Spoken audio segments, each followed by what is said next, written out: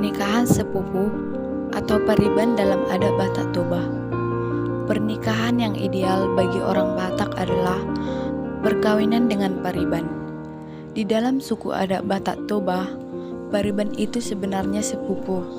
Artinya, anak laki-laki dari Namburu dan anak perempuan dari tulang dapat dinikahkan. Perkawinan dengan pariban dapat menyatukan kembali keluarga dekat menjadi satu. Meskipun banyak yang mengkritis perkawinan tersebut karena faktor kedekatan hubungan kekeluargaan di antara keduanya, tetapi itu bukanlah suatu kewajiban untuk menikahi dengan pariban. Karenanya, masyarakat Batak dapat memilih untuk tidak menikah dengan pariban, asalkan menikahnya bukan dari golongan pernikahan terlarang menurut adat Batak Toba. Proses pernikahan sepupu atau pariban dalam adat Batak Toba. Yang pertama, ada yang namanya mangaririt. Mangaririt merupakan tahap persiapan pernikahan yang memilih gadis yang dijadikan istri berdasarkan kriteria pria dan keluarganya. Tahapan ini biasanya dilakukan jika calon pengantin prianya tidak dapat mencari pasangannya sendiri karena sedang berada di perantauan. Yang kedua, mangalehon tanda.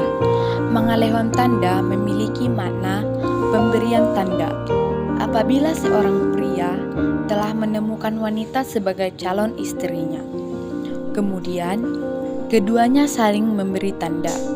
Sang pria biasanya akan memberikan sejumlah uang kepada wanita, sedangkan pihak wanita akan menyerahkan kain sarung kepada laki-laki.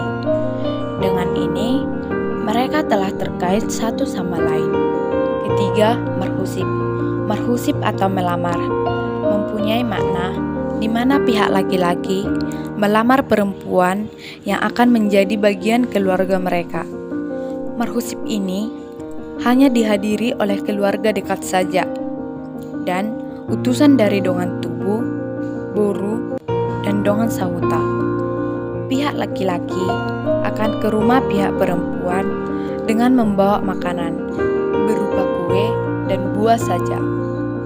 Saat marhusib akan dibicarakan segala sesuatu yang menyangkut rencana perkawinan, terutama mengenai sinamot, 42 pihak yang menyelenggarakan atau suhud bolahan anak, tanggal pamasumasuan, dan tempat. Perencanaan atau perundingan antara utusan keluarga calon pengantin pria dan wanita ini bersifat tertutup. Keempat, merhata sinamot.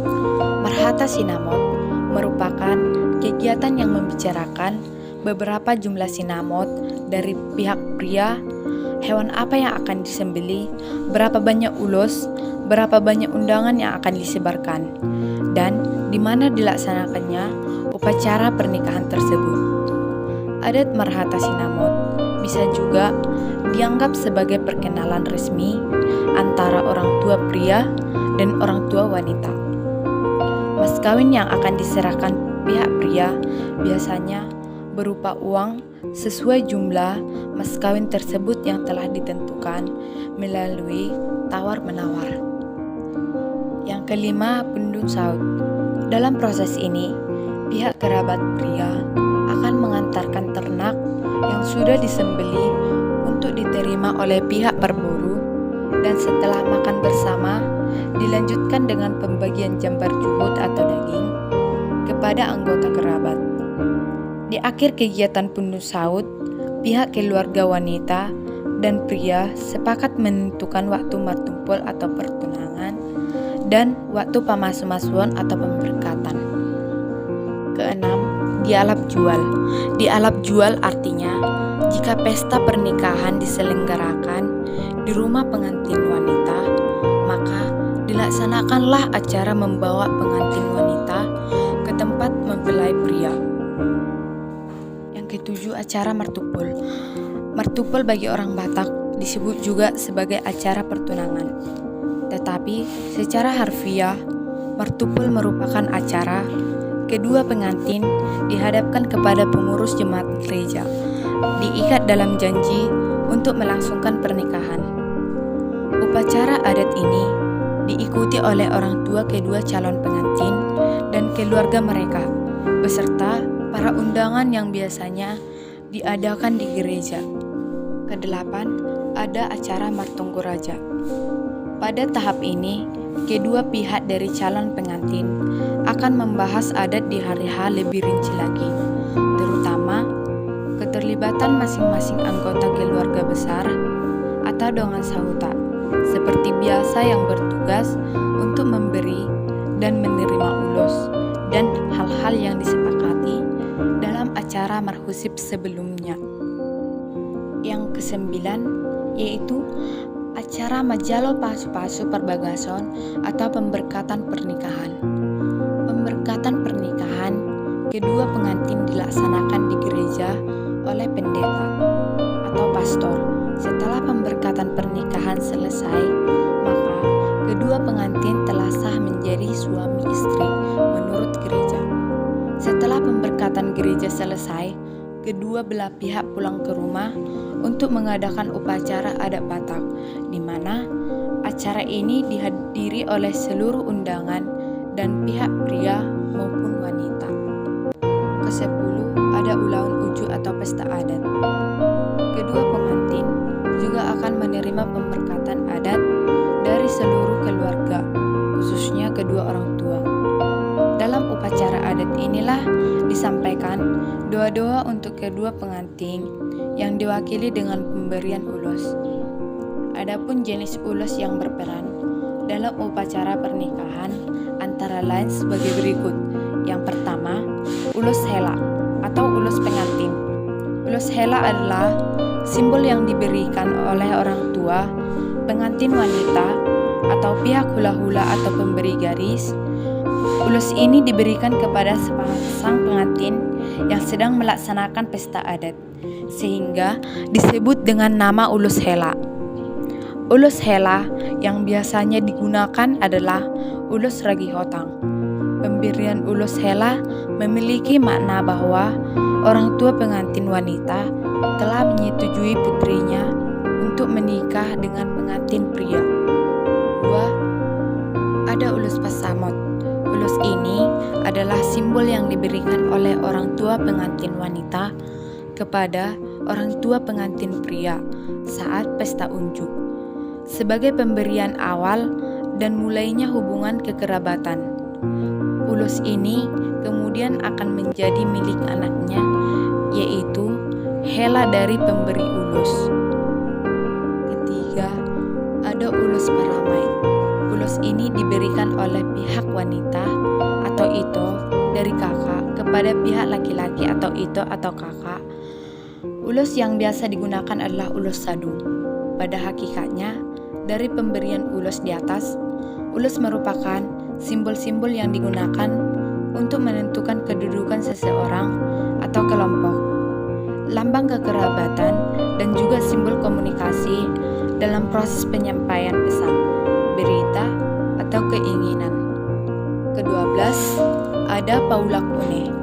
Adat ini dimasukkan sebagai langkah untuk kedua belah pihak bebas saling berkunjung atau mengunjungi setelah beberapa hari berselang upacara pernikahan, yang biasanya dilaksanakan seminggu setelah upacara pernikahan.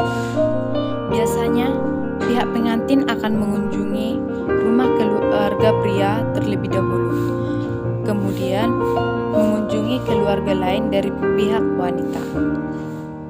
Yang ke-13, majaeh. Setelah beberapa lama, pengantin pria dan wanita menjalin hidup berumah tangga, atau kalau pria tersebut bukan anak bungsu, maka ia akan dipajaeh, yaitu rumah dan mata pencaharian. Biasanya kalau anak paling bungsu mewarisi rumah orang tuanya. Yang ke-14, menikir tangga. Setelah pengantin manjae atau tinggal di rumah mereka, orang tua beserta keluarga pengantin datang untuk mengunjungi mereka dan diadakanlah makan bersama. Dalam pelaksanaan rekayasa ide yang saya buat, itu ada masalah prioritas. Banyak faktor yang menyebabkan masyarakat lebih memilih untuk tidak melestarikan kebudayaan pada etnis masing-masing, yaitu karena malu. Pada zaman modern ini, semua serba menarik, semua serba canggih dan unik, dan tidak kumuh. Sedangkan kebudayaan pada etnis memang tidak secanggih budaya baru yang diciptakan pada modernisasi saat ini, tetapi kebudayaan dulu tidak kalah menarik dari kebudayaan baru pada modernisasi.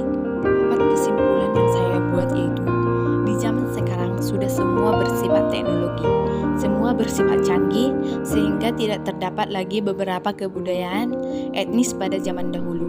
Bahkan, untuk mencari jodoh pun bisa melalui media sosial.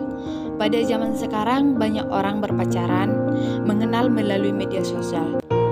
Dengan menikmati manfaat dan teknologi yang diciptakan dalam masa modernisasi, membuat masyarakat tidak menyadari bahwa semakin lama kebudayaan yang tidak dilestarikan lagi semakin tergusur, sehingga banyak masyarakat saat ini tidak mengetahui ada istiadat dan kebudayaan pada etnisnya masing-masing. Oleh karena itu, agar kebudayaan etnis Batak Toba tidak tergerus maupun hilang, dibutuhkannya kerjasama masyarakat Batak Toba untuk kembali melestarikan budaya dengan cara mengenalkan kebudayaan kepada masyarakat lainnya. Saran yang saya buat adalah, agar etnis Batak Toba tidak kehilangan kebudayaannya, maka dibutuhkannya jiwa masyarakat yang mencintai etnis Batak Toba. Masyarakat tersebut akan memberikan upaya-upaya dalam pelestarian etnis Batak Toba.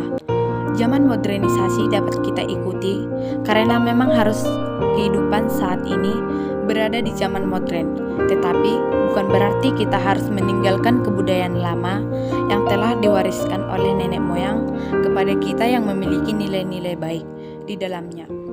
Kita harus tetap melestarikan budaya-budaya pada etnis masing-masing agar tidak tergerus, saling bekerja sama pada zaman modern dengan cara mengenalkan budaya tersebut ke dalam masyarakat lewat kebiasaan yang di dalamnya mengandung nilai moral, sosial, dan budaya. Demikianlah hasil pemaparan saya tentang pernikahan sepupu atau pariban dalam etnik Batak Toba.